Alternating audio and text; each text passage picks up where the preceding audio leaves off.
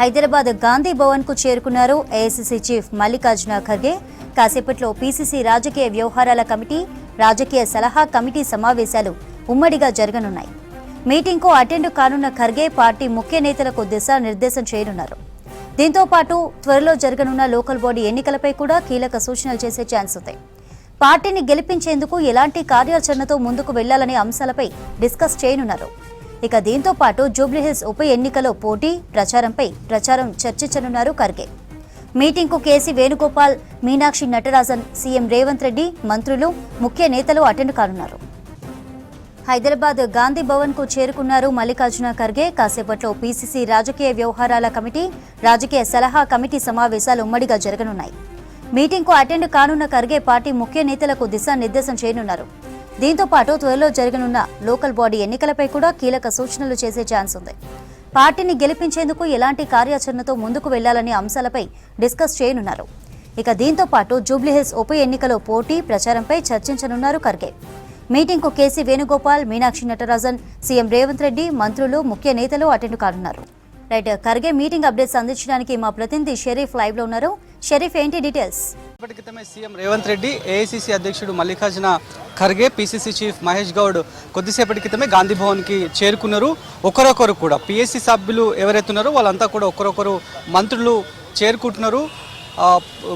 కంప్లీట్గా మరి కాసేపట్లోనే ఈ పీఏసీ సమావేశం, పొలిటికల్ అఫైర్స్ కమిటీ సమావేశం కాబోతోంది. మొన్ననే పీఏసీ కమిటీ జరిగింది.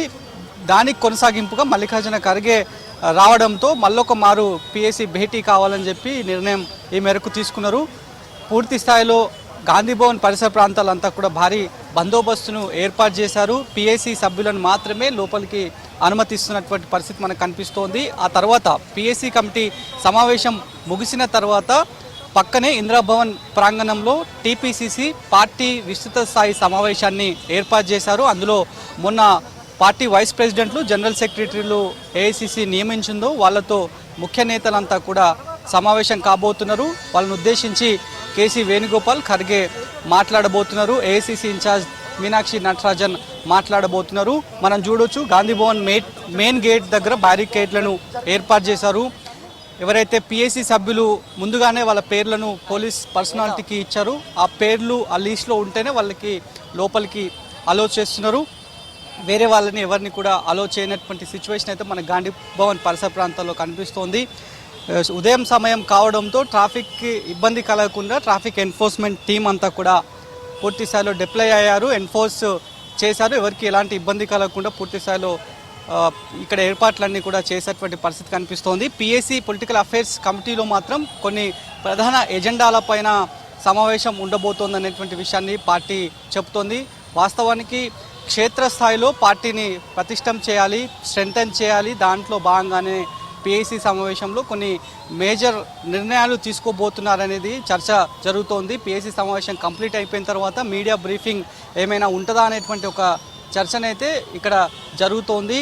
సో పూర్తి స్థాయిలో ఈ కంప్లీట్ అయిపోయిన తర్వాత, విస్తృత స్థాయి సమావేశం కంప్లీట్ అయిపోయిన తర్వాత మళ్ళీ ఇక్కడ నుంచి నేరుగా సాయంత్రం 4 గంటల ప్రాంతంలో ఎల్బీ స్టేడియంలో జరుగుతున్న సమావేశం ఏదైతే సామాజిక న్యాయ సమరభేరి సమావేశం పేరుగా మేము ఖరారు చేశామని చెప్పి నిన్న మీటింగ్ని ఉద్దేశించి PCC Mahesh Goud media briefing చేశారు. కాంగ్రెస్ పార్టీ అందరికీ సామాజిక న్యాయం చేస్తుంది, సామాజిక కూర్పుగానే ఉద్యోగాల అవకాశాలను కల్పిస్తుందని చెప్పి దాంట్లో భాగంగానే ఈ రకమైనటువంటి సామాజిక న్యాయ సమరభేరి అని చెప్పి పేరుని ఖరారు చేశామని చెప్పి ఇప్పటికే PCC Mahesh Goud media brief చేశారు. ఇక దాదాపు ఒక్కొక్క నియోజకవర్గం నుంచి 500కు పైగానే గ్రామ, మండల, జిల్లా కమిటీ అధ్యక్షులను సమీకరణ చేయాలని చెప్పి ఇప్పటికే పీసీసీ కోఆర్డినేటర్లను నియమించారు. అక్కడి ఎల్బీ స్టేడియంలో ఒక కంట్రోల్ రూమ్ని కూడా ఏర్పాటు చేసి కంట్రోల్ సెంటర్ నుంచి జనాలు ఎక్కడి నుంచి రావాలి, ఏ కాన్స్టిట్యున్సీ నుంచి వచ్చేటువంటి వాళ్ళు ఏ రూట్లో వస్తున్నారు, వాళ్ళు వచ్చేటువంటి వాహనాలు, బస్సెస్ కావచ్చు, వాటిని ఎక్కడ పార్క్ చేయాలి, నిర్దిష్ట ప్లేస్ వాళ్ళకి ఏది పోలీసులు వాళ్ళకి అలాట్ చేశారు, ఆ అంశాలన్నింటినీ కూడా కమాండ్ అండ్ కంట్రోల్ సెంటర్ నుంచి, టెంపరీగా ఏర్పాటు చేసిన సెంటర్ నుంచి పూర్తి స్థాయిలో కమాండ్ చేస్తున్నటువంటి పరిస్థితి అయితే మనకి కనిపిస్తోంది.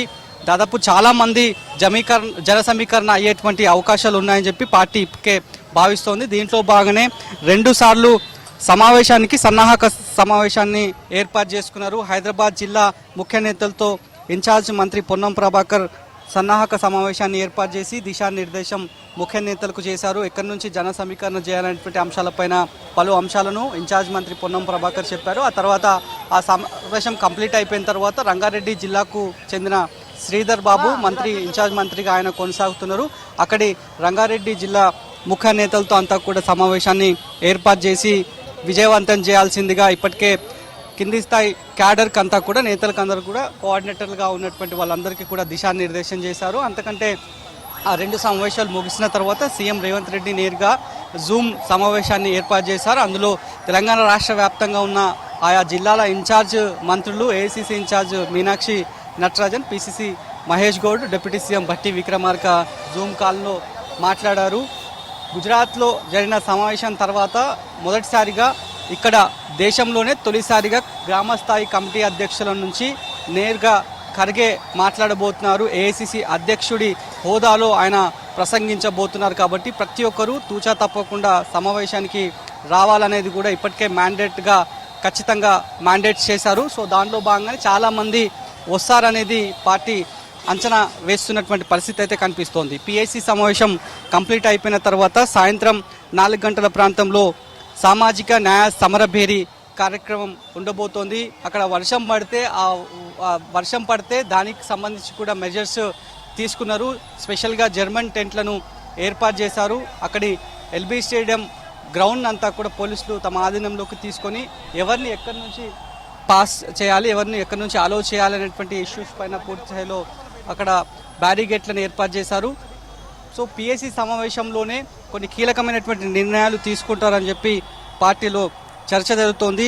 ఆ తర్వాత బ్యాక్ టు బ్యాక్ ఈ 3 కార్యక్రమాలు అయిపోయిన తర్వాత ఏం మాట్లాడబోతున్నారు నేతలు, రాష్ట్ర పార్టీ నేతలు, ప్రభుత్వ పెద్దలు, అదేవిధంగా ఏఐసిసి నుంచి వచ్చినటువంటి అగ్రనేతలు ఏం మాట్లాడబోతున్నారు అనేటువంటి అంశంపైన ఒకంత ఇంట్రెస్టింగ్ చర్చనైతే జరుగుతోంది. మొన్ననే గుజరాత్లో జరిగినటువంటి సమావేశంలోనే మల్లికార్జున ఖర్గే కొన్ని కీలకమైనటువంటి వ్యాఖ్యలు కూడా చేశారు. దేశవ్యాప్తంగా ఉన్న కాంగ్రెస్ నాయకత్వాన్ని ఉద్దేశించి ఆయన మాట్లాడారు. పార్టీ కోసం కష్టపడ్డ వాళ్ళు ఎక్కడున్నా సరే పార్టీ గుర్తించి, ఆ రాష్ట్ర అధినాయకత్వం ఏఐసిసి గుర్తించి వాళ్ళకి సముచిత న్యాయంని కల్పిస్తామని చెప్పి ఇప్పటికే చాలా స్పష్టంగా మొన్న గుజరాత్లో జరిగిన సమావేశంలో ఆయన మాట్లాడారు. ఆ సమావేశం తర్వాత ఏఐసిసి దేశంలోనే మొట్టమొదటిసారిగా ఇక్కడి ఎల్బీ స్టేడియంలో గ్రామస్థాయి కమిటీలతో, జిల్లా స్థాయి, మండల స్థాయి కమిటీ అధ్యక్షులతో సమావేశం కాబోతున్నారు. ఇది తెలంగాణ రోల్ మోడల్ కావాలి దేశానికి అని చెప్పి ఇప్పటికే పార్టీ భావిస్తోంది. కులగణన, ఎస్సీ వర్గీకరణ, బీసీ రిజర్వేషన్ల అంశంలో ఎట్లనైతే రాహుల్ గాంధీ మాట ఇచ్చిన ప్రకారం రోల్ మోడల్గా నిలిచిందో అట్లనే ఈ కార్యక్రమాన్ని కూడా విజయప్రదం చేసి ఆ రకంగానే రోల్ మోడల్గా నిలపాలి అనేటువంటి ఉద్దేశంతో పార్టీ అయితే ఛాలెంజింగ్గా తీసుకుంది. చాలామందిని కార్యకర్తలందరినీ కూడా జన సమీకరణ చేయడానికి పూర్తి స్థాయిలో సిద్ధమయ్యారు.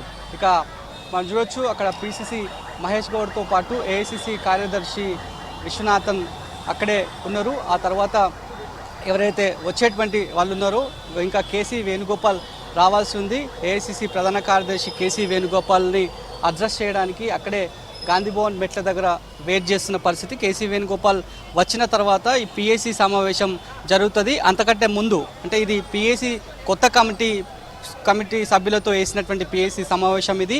దీనికి మొదటిసారిగా కేసీ వేణుగోపాల్ అటెండ్ అయ్యారు. At the same time Mallikarjuna Kharge కూడా మొదటిసారిగా ఈ పిఏసీ నూతన కమిటీతో భేటీ కాబోతున్నారు. అంతకంటే ముందు పాత భేటీతో కేసీ వేణుగోపాల్ సమావేశమయ్యారు. ఆ సమయంలోనే నామినేటెడ్ పోస్టులను త్వరితగతిన భర్తీ చేయాలని చెప్పారు. మంత్రులకు బాధ్యతను అప్పగిస్తున్నటువంటి అంశాన్ని కూడా చెప్పారు.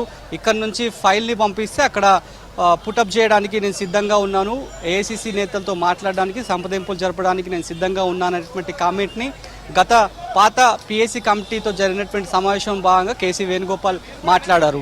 ఇంకా కూడా కొన్ని పెండింగ్లో నామినేటెడ్ పోస్టుల ప్రక్రియ ఉంది కాబట్టి వాటికి సంబంధించి ఆశావాహులు ఎవరికి వారు ధీమా వ్యక్తం చేస్తున్నారు. ఈ సమావేశం కంప్లీట్ అయిపోయిన తర్వాత సామాజిక న్యాయ సమరభేరి సమావేశం కంప్లీట్ అయిపోయిన తర్వాత ఒక ప్రకటన ఏమైనా వస్తుందా, నామినేటెడ్ పదవులు పలానా టైంలోపు ఇస్తామనేటువంటి అంశాన్ని ఏమైనా చెప్తారా అనేటువంటి ఒక చర్చనైతే ఆశావాహుల్లో నెలకొందని చెప్పాలి. ఎందుకంటే ఇప్పటికే ఏఐసిసి ఇన్ఛార్జ్ మీనాక్షి నటరాజన్ పలుమార్లు ఆయా రాష్ట్ర వ్యాప్తంగా ఉన్నటువంటి ముఖ్య నేతలతో సమావేశం అయిన సందర్భంలో స్థానిక పంచాయతీ ఎన్నికల కంటే ముందే నామినేటెడ్ పదవుల భర్తీ ఉండబోతోంది. పార్టీ కోసం కష్టపడ్డ వాళ్ళకు మాత్రమే పార్టీ గుర్తిస్తుంది, సముచిత న్యాయాన్ని కల్పిస్తుందని చెప్పి మీనాక్షి నటరాజన్ చాలా స్పష్టంగా చెప్పారు. నామినేటెడ్ పదవులు పార్టీ పరంగా అట్ ది సేమ్ టైం ప్రభుత్వ పరంగా ఏవైతే నామినేటెడ్ పోస్టులు ఏవైతే ఉన్నాయో అవి ఫుల్ఫిల్ చేయడానికి పార్టీ రాష్ట్ర అధినాయకత్వం అంతా కూడా సిద్ధంగా ఉంది అనేటువంటి అంశాన్ని అయితే చాలా స్పష్టంగా పార్టీ చెప్తోంది. ఏఐసీసీ ఇన్ఛార్జ్ మీనాక్షి నటరాజన్ అదే మాటను చెప్పారు కాబట్టి ఎలాంటి అనౌన్స్మెంట్ రాబోతోంది, మల్లికార్జున ఖర్గే, కేసీ వేణుగోపాల్ రాష్ట్ర అధినాయకత్వానికి సంబంధించి ఏం మాట్లాడబోతున్నారు అనేటువంటి స్టేట్మెంట్ ఇవ్వబోతున్నారు అనేటువంటి ఒక ఇంట్రెస్టింగ్ చర్చనైతే గాంధీ భవన్ సర్క్యూట్లో నడుస్తోంది.